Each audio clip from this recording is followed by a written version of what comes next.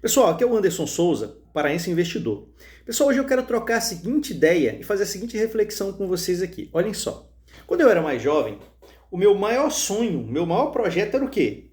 Era trabalhar, construir uma casa, me casar e construir uma família, certo?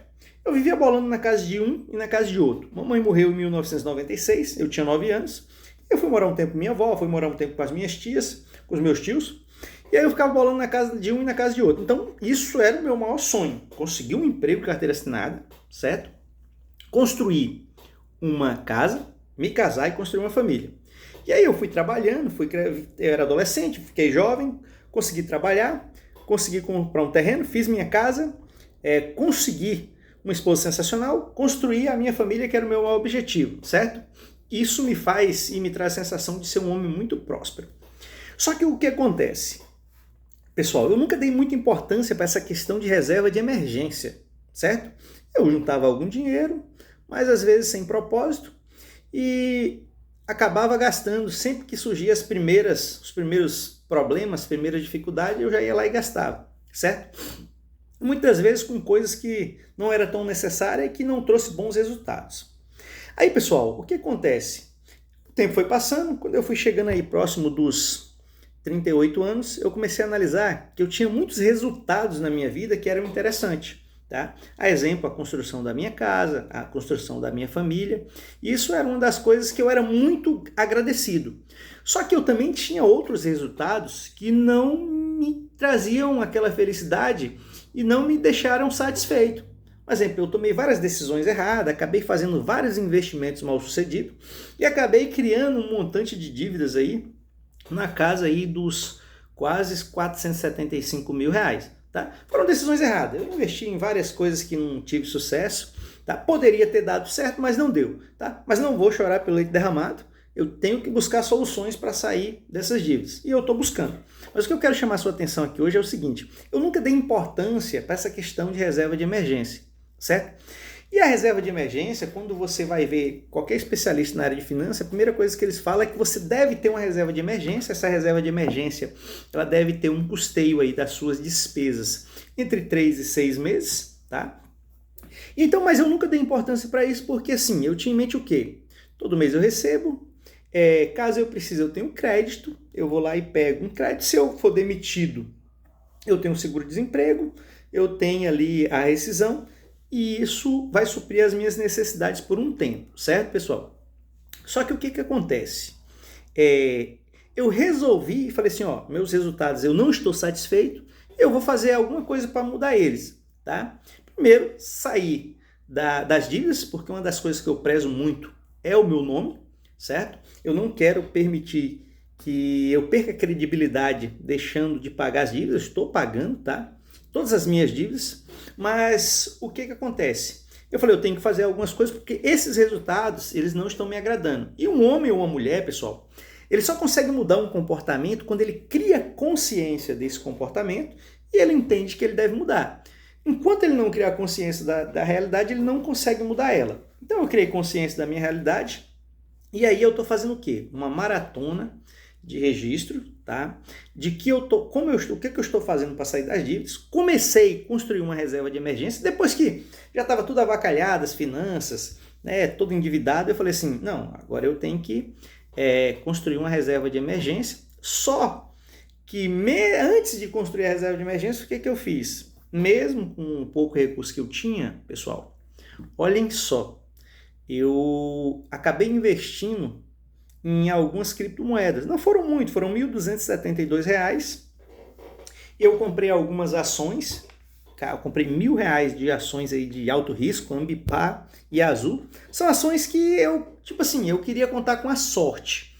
As ações da Azul, que eu investi R$ 507, hoje elas estão um valor aí de 13 centavos, tá? Ambipar desvalorizou aí quase R$ 50. E as minhas criptomoedas desvalorizaram aí R$ 320, pessoal, certo? Mas aí o que acontece? Aí é onde entra. Eu, em vez de pegar esse dinheiro da criptomoeda, tá? Colocar na caixinha de emergência, pegar esses R$ 1.000 da Ambipar e das ações que eu investi na Azul e colocar na caixinha de emergência, não. Eu queria arriscar a sorte em ações de risco, achando que eu ia ganhar e aí eu ia ter um retorno rápido, né? E nessa questão de resultado rápido foi que eu tive os maiores prejuízos da minha vida. Mas aí o que acontece? Eu não fiz isso. Aí o que eu quero mostrar para você aqui, ó? As minhas criptomoedas, elas desvalorizaram R$320, ok? As minhas ações da Azul, eu estou com uma perda de R$507. Só eu já perdi R$800, certo? E a minha reserva de emergência que eu estou construindo tem apenas R$170, mas eu tinha um total aí de R$1.089 em espécie, que é o que eu fico com uma emergência, né? Precisou comprar um remédio, alguma coisa assim. Só que o que acontece? Depois que eu me endividei, eu falei assim, agora eu tenho que buscar formas de sair. Aí o que acontece? Eu tinha um carro, esse carro eu aluguei, tá? R$2.000 por mês é o retorno que ele me traz, só que eu tinha um contrato, certo? E acaba que esse carro, esses 2 dias ele deu problema no motor, certo? E aí o que acontece? No meu contrato eu tinha que contribuir com o conserto do carro, caso fosse uma questão aí de motor. E aí, pessoal, é onde eu realmente vi a necessidade de uma reserva de emergência. Por quê? Porque no mínimo agora eu vou gastar uns R$2.000, certo? E aí o que acontece? Esses R$2.000 que eu vou gastar, de onde é que eu vou tirar ele? Se eu tivesse uma reserva de emergência, eu ia pegar da minha reserva de emergência, tá?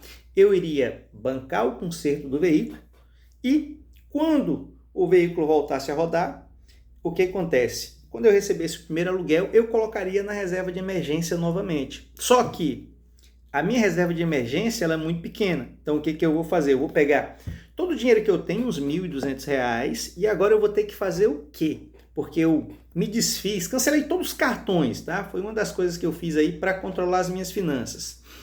Cartões de crédito não tenho mais. Eu vou ter que desfazer de quê? Eu vou ter que desfazer das minhas criptomoedas agora. Só que aí que está o ponto. Quando você não tem uma reserva de emergência, você investe em uma renda variável, sabe o que vai acontecer, pessoal? Se você precisar daquele dinheiro e os seus ativos estiver em baixa, estiver negativo, e você desfizer dele, você vai estar perdendo literalmente, porque hoje as minhas criptomoedas, eu estou perdendo R$320, mas de forma mais que da desvalorização. Se eu não vender, vai estar lá. Amanhã, depois, daqui 6 meses, ele subir, o que vai acontecer? Eu simplesmente recupero aquela perda e se subir acima do valor que eu comprei, eu vou estar com a valorização e ganhando. Porém, se você precisa desse dinheiro e o seu ativo está embaixo igual está agora, o que eu vou fazer? Eu vou ter uma perda de R$320, certo? Mas se eu tivesse começado do jeito certo, investido numa caixinha de emergência, tá? Colocado meu dinheiro lá, agora o que acontece? Eu ia pegar esse dinheiro da minha caixinha de emergência, uma aplicação com liquidez diária, eu ia tirar e esse dinheiro ele ia estar valorizando 100% do CDI, certo? E eu não ia estar tendo perda nenhuma, porque a emergência é para essas situações. Mas agora, sabe o que vai acontecer? Eu vou ter que vender essas cripto, pegar todo o meu dinheiro que eu tenho para poder consertar o carro e colocar ele para produzir novamente, certo? Então, assim, olhem só a situação. Eu passei boa parte da minha vida, quando eu resolvi fazer as coisas, construir a minha reserva de emergência, eu ainda comecei errado. Então, agora acende uma luz, eu estou fazendo esse registro, agora eu vou focar nas minhas ações, eu tenho aí quase 3.000 em ações, mas essas eu não vendo, essa aí é inegociável, tá? Essa aí é para o futuro, mas agora o que eu vou fazer? Agora eu vou trabalhar estrategicamente para montar o mais rápido possível uma reserva de emergência que eu tenha entre 3 e 6 salário mínimo, né? De reserva para essas situações emergenciais. E aí o que eu falo para você? Muitas das vezes a gente quer investir. Primeira coisa, pague suas dívidas, tá? Se você tiver endividado, mas você não tem dívidas. Monte a reserva de emergência, porque o que vai te tirar no sufoco e que não vai deixar você ter perda nos seus investimentos é a sua reserva de emergência. Por quê? Porque se você você tem uma emergência, você não tem a reserva e você investiu em ações, exemplo, certo? em fundos imobiliários, você vai ter que desfazer desse patrimônio. E aí, se tiver em alta, beleza, bacana, você vai estar, não perdeu nada. Mas e se estiver em baixa? Se estiver em baixa, você vai ter uma perda financeira. Então, pessoal, hoje, o que eu quero dizer para você é o seguinte: monte a sua carteira de emergência, tá? Porque isso vai ser um divisor de água na sua vida. Por quê? Você tendo uma reserva de emergência, você vai ter tranquilidade e você vai ter uma mentalidade muito mais tranquila para pensar em quais ativos você investir. Em ações, em fundo imobiliário, em tesouro direto, tá certo? Então é isso aí, eu queria trazer essa experiência prática para vocês hoje, tá? Eu vou deixar no final do vídeo aí um demonstrativo aí dos meus investimentos, tá? E o que eu quero dizer para você é o seguinte: foque em montar uma reserva de emergência, tá? Antes de você fazer qualquer investimento, tá bom? Então é isso aí, pessoal. Aqui é o Anderson Souza, o investidor paraense. Eu queria fazer mais esse registro e compartilhar com vocês, tá ok?